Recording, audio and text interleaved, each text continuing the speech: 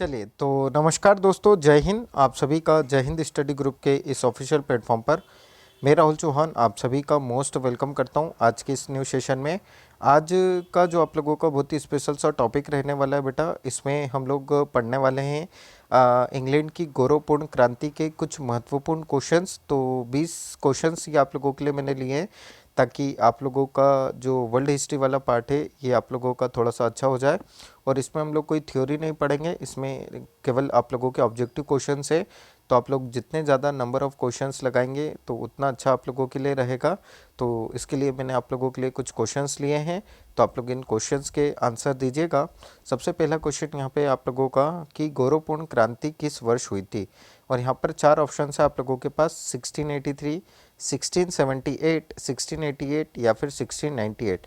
तो याद रखिएगा इस प्रश्न का जो करेक्ट आंसर है वो आप लोगों के लिए क्या हो जाएगा। तो इस प्रश्न का जो आप लोगों का करेक्ट आंसर है बेटा वो हो जाएगा ऑप्शन नंबर सी। ठीक है, तो आप लोग ये याद रखिएगा, option number C is the right answer. Option number C जो रहेगा हमारे प्रश्न का एकदम करेक्ट आंसर हो जाएगा। सी इज़ द राइट आंसर। गौरवपूर्ण क्रांति किस वर्ष हुई थी, तो हम लोगों का आंसर हो जाएगा 1688। नेक्स्ट प्रश्न है आप लोगों का बताना है गौरवपूर्ण क्रांति को अन्य किस नाम से जाना जाता है। डच क्रांति, रक्तहीन क्रांति, प्रोटेस्टेंट क्रांति या फिर जेकोबाइट विद्रोह। और बेटा इस वीडियो को आप लोग पूरा देखिएगा, तभी जाके आप लोगों से 20 से 25 प्रश्न बनेंगे।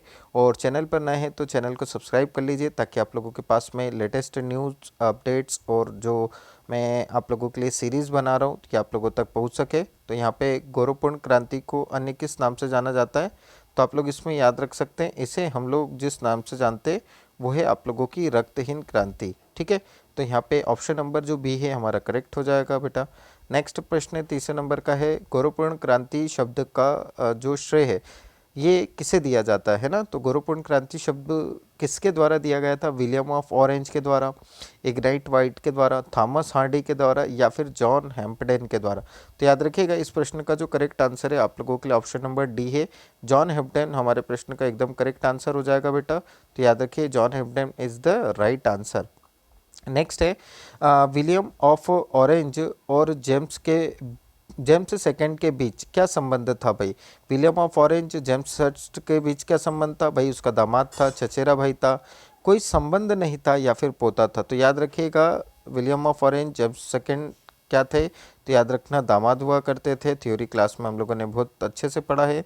नेक्स्ट है आप लोगों का प्रश्न किस सम्राट ने जेम्स सेकंड का समर्थन किया, विलियम के आक्रमण पर युद्ध की क्या दी थी बेटा, धमकी दी थी। तो जल्दी से बताना इस प्रश्न का आंसर क्या हैगा। तो इस प्रश्न का answer Charles second, Louis and Ferdinand second है या फिर आप लोगों का लुइस 16। तो यहाँ पे प्रश्न में आप लोगों का जो ऑप्शन नंबर डी दिख रहा है बेटा ये आप लोगों के लिए एकदम राइट हो जाएगा। नेक्स्ट प्रश्न की तरफ अब हम लोग बढ़ेंगे। नेक्स्ट प्रश्न आप लोगों का विलियम के आक्रमण के दौरान पहली बार खून कहाँ बहा था, फेवरशम में, प्लायमाउथ में, विकेंटन में या हंगरफोर्ड में। तो याद रखिएगा, याद रखना विलियम ने जब आक्रमण करा था पहली बार तो खून जो था बेटा ये बहा था कहाँ पर, फेवरशम में। मोस्ट टाइम पे क्वेश्चन है आप लोगों के लिए। ठीक है, चलिए नेक्स्ट है। अच्छा, जेम्स सेकेंड इंग्लैंड से कब भागने का इसने प्रयास किया था, 16 फरवरी 1689 को, 1 जनवरी 1689 को या फिर 11 दिसंबर 1688 को या फिर 9 दिसंबर 1688 को। तो इस प्रश्न का जो आप लोगों का करेक्ट आंसर होगा बेटा वो हो जाएगा आप लोगों को याद रखना ऑप्शन नंबर सी। ठीक है, तो option number C is the right answer. Option number C is the right answer. 11 December 1688 is the right answer. हमारे प्रश्न का सी आंसर जो हो जाएगा ये करेक्ट हो जाएगा। नेक्स्ट है विलियम और मेरी के द्वारा हस्ताक्षरित संसद के अधिनियम का नाम क्या था, लॉ ऑफ लिबर्टीज था भाई, बिल ऑफ फ्रीडम था, बिल ऑफ राइट्स था या बिल ऑफ ऑरेंज। तो प्रश्न का जो आंसर है बेटा याद रखना विलियम और मेरी के द्वारा हस्ताक्षरित जो संसद का अधिनियम था उसको बिल ऑफ राइट्स के नाम से हम लोग जानते थे। ठीक है, तो ये आप लोग याद रख सकते हैं। प्रश्न का जो आप लोगों का सी आंसर है ये हमारे लिए एकदम करेक्ट हो जाएगा। नेक्स्ट है जेम्स और उनके उत्तराधिकारियों को वैध सम्राट मानने वालों को किस नाम से जाना जाता था, कैथोलिक्स बोलते थे भाई, जेकोबाइट्स कहा जाता था, स्टुअर्ट्स बोलते थे या फिर जेम्सियन। तो याद रखना जेम्स और उनके जो उत्तराधिकारियों को भाई मानते थे कि ये हमारा वैद्य राजा है, वो जेकोबाइट्स मानते थे, है ना। तो आप लोगों ने याद रखना है B is the right answer. Next है गौरवपूर्ण क्रांति के दौरान इंग्लैंड का राजा कौन था? जेम्स फर्स्ट था, जेम्स सेकंड था, चार्ल्स फर्स्ट था या फिर चार्ल्स सेकंड? ठीक है, बड़ा ही सिंपल सा प्रश्न है भाई, और इस तरीके के प्रश्न ही यदि आप लोगों से नहीं बने तो कोई मतलब नहीं, बिल्कुल भी तैयारी करने का आप लोगों का मतलब नहीं है ना। चलिए, अच्छा इस प्रश्न का तो आंसर आप लोग कमेंट बॉक्स में कमेंट करके बताइएगा। ठीक है, ये प्रश्न मैं आप लोगों के लिए क्वेश्चन के रूप में छोड़ रहा हूँ।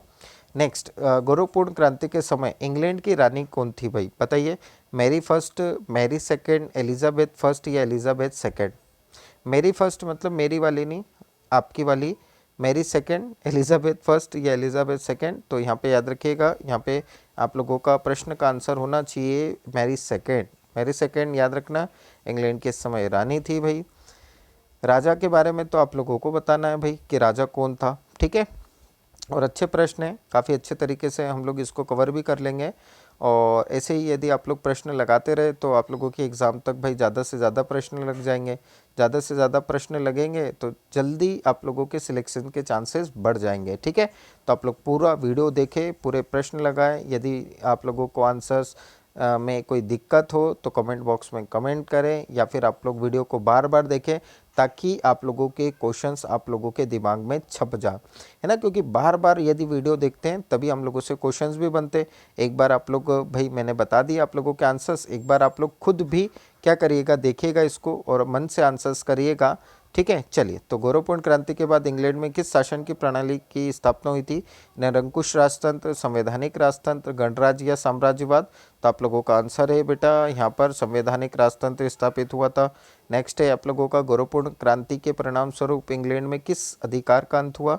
संसद का अधिकार, देवी अधिकार, न्यायपालिका का अधिकार या कार्यपालिका का अधिकार? तो यहाँ पे आंसर है हमारा, याद रखना, फ्रांस का जो राजा था इसको हटा दिया था, देवी अधिकार समाप्त कर दिए गए थे। तो बी आंसर हमारा करेक्ट हो जाएगा। नेक्स्ट है आप लोगों का गौरवपूर्ण क्रांति के बाद इंग्लैंड में किस धर्म को राजधर्म के रूप में स्थापित किया गया था? इंग्लैंड का जो राजधर्म है वो क्या है भाई? कैथोलिक धर्म है, प्रोटेस्टेंट धर्म है, हिंदू धर्म है या इस्लाम है? तो याद रखिएगा इस प्रश्न का आंसर है आप लोगों का ऑप्शन नंबर बी, यानी कि प्रोटेस्टेंट धर्म। चलिए नेक्स्ट, और वीडियो को लाइक भी करते चलिए भाई। ठीक है, और वीडियो को आप लोगों को सब्सक्राइब करना है।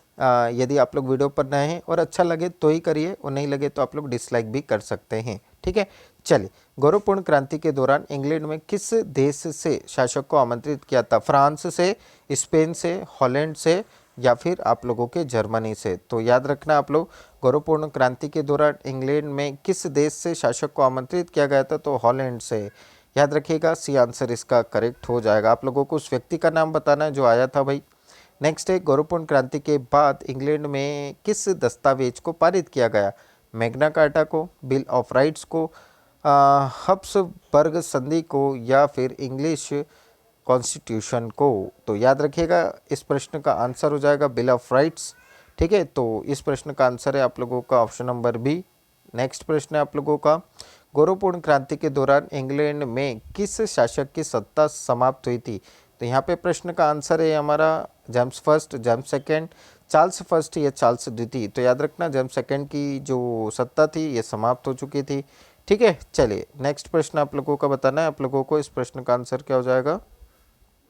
गौरवपूर्ण क्रांति के बाद इंग्लैंड में किस संस्था की शक्ति बढ़ी? न्यायपालिका की, कार्यपालिका की, संसद की या फिर सेना की? चलिए आंसर दीजिए। हाँ, इस प्रश्न का आंसर है आप लोगों का ऑप्शन नंबर सी, यानी कि संसद। और बेटा ज़्यादा आप लोग क्वेश्चंस लगाइएगा, है ना, ज़्यादा से ज़्यादा यदि क्वेश्चंस लगाएं, क्योंकि मैं आप लोगों के लिए अच्छे अच्छे क्वेश्चंस लेके आऊँगा ताकि आप लोगों का भी मनोबल बढ़े। और यदि आप लोग कोई टॉपिक पढ़ लेते हैं, कुछ ऐसे क्वेश्चंस रहते हैं कि नहीं बनते भाई, तो वो फिर हम लोगों को क्वेश्चन आंसर्स में मिलते हैं। तो याद रखिए आप लोग, है ना, आप लोग नंबर ऑफ़ क्वेश्चंस ज़्यादा लगाएं। बाकी आप लोगों को सभी समझदार हैं आप लोग। अच्छा, गौरवपूर्ण क्रांति के दौरान इंग्लैंड में किस शासक की सहायता से सत्ता परिवर्तन हुआ था? William third, Louis 16, Frederick second या फिर चार्ल्स फिफ्थ? तो याद रखना, गौरवपूर्ण क्रांति के बाद इंग्लैंड में जिस शासक की सहायता से सत्ता परिवर्तन हुआ था वो थे विलियम थर्ड। ठीक है। तो यहाँ पे हमारे प्रश्न यहीं पर एंड होते हैं बेटा, और इसी तरीके के प्रश्नों के लिए आप लोग हमारे चैनल को फॉलो करिए, क्योंकि यहाँ पर हम लोगों ने बहुत सारे जो प्रश्न हैं यहाँ पर आप लोगों के लिए कर दिए हैं। तो ये सभी प्रश्नों के आंसर आप लोग क्या करिएगा, एक बार बार बार देखिएगा, क्योंकि बार बार जब आप लोग देखेंगे तभी आप लोगों को जो चीज़ें हैं बेटा ये समझ में आएंगी। ठीक है, अब हम लोग मिलेंगे नेक्स्ट क्लास में। जब तक के लिए आप सभी प्यारे बच्चों को जय हिंद, जय भारत। और हाँ, चैनल पर नए हैं तो चैनल को सब्सक्राइब कर लीजिए। और अब जो नेक्स्ट टॉपिक रहेगा बेटा उसमें वर्ल्ड हिस्ट्री से रिलेटेड हम लोग दूसरी चीज़ को पढ़ेंगे। ठीक है, मिलते हैं हम लोग नेक्स्ट क्लास में। जब तक के लिए आप सभी को जय हिंद, जय भारत।